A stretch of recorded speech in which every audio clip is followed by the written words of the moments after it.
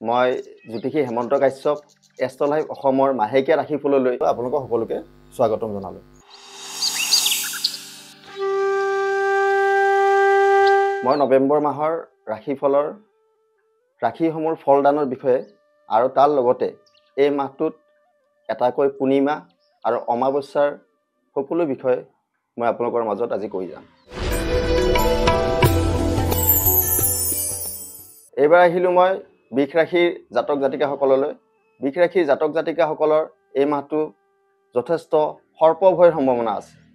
তো আপোনালোকে অলপ সাৱধান থকাটো ভাল। এই মাহত সৰ্প ভয় আছে। সন্তানৰো এই মাহত চিন্তা থাকিব, অগ্নি ভয় থাকিব, জুই আদিৰ পৰা অলপ সতৰ্ক হৈ চলিব। ওচৰ চুবুৰীয়া মানুহৰ লগত বিবাদ আহিব পাৰে। মনত যথেষ্ট চঞ্চলতা থাকিব। তাৰ মাজত আশাৰ সঞ্চাৰো হ'ব। ঘৰত নতুন দ্ৰব্য লাভ হ'ব। এই মাহত আপোনালোকৰ ৰাজহুৱা সন্মান প্ৰাপ্তিৰ যোগ আছে। মানসিক পীড়াও আছে আৰু দাম্পত্য ক্ষেত্ৰত যথেষ্ট শুভ দেখা পাইছোঁ।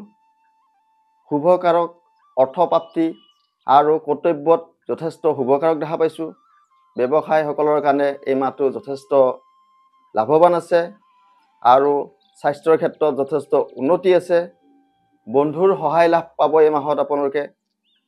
হঠাৎ শ্ৰীবৃদ্ধি হ'ব পাৰে আপোনালোকৰ। প্ৰতিভাসমূহ এই মাহত প্ৰভাৱিত হ'ব।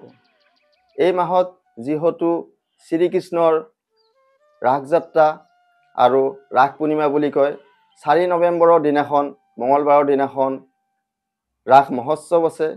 সেইদিনাখন যদি কাৰোবাৰ চন্দ্ৰৰ অশুভ প্ৰভাৱ থাকে, চন্দ্ৰ যদি দুৰ্বল বা পাপ পীড়িত হৈ থাকে, সেইসকল জাতক জাতিকাই যদি চন্দ্ৰগ্ৰহৰ সবল কৰিবলৈ শ্ৰীকৃষ্ণৰ ৰাসযাত্ৰা যদি দৰ্শন কৰে বা শ্ৰীকৃষ্ণৰ পূজাভাগ কৰে, তেতিয়াহ'লে তেওঁলোকৰ চন্দ্ৰৰ যি অশুভ প্ৰভাৱ, এই অশুভ প্ৰভাৱৰ পৰা তেওঁলোকে বাচি থাকিব পাৰিব।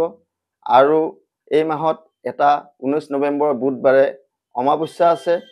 আৰু যিসকল জাতক জাতিকাৰ শনিৰ দশা, অন্তৰ্দশা, নাইবা শনিৰ চাৰে চাতি, নাইবা শনিৰ ঢাইয়া এনে যদি কিছুমান আপোনালোকৰ মাজত চলি আছে, সেইসকল জাতক জাতিকাই শ্ৰী শ্ৰী মা কালী মন্দিৰ দৰ্শন কৰিব। তেনে কৰিলে এই মাহটো আপোনালোকৰ যথেষ্ট সফলদায়ক হ'ব। ধন্যবাদ। মই হেমন্ত কাশ্যপে এষ্ট্ৰ লাইভ অসমৰ মাহেকীয়া ৰাশিফলৰ এই অনুষ্ঠানৰ পৰা বিদায় মাগিছোঁ। আপোনালোকৰ দিনবোৰ শুভ হওক।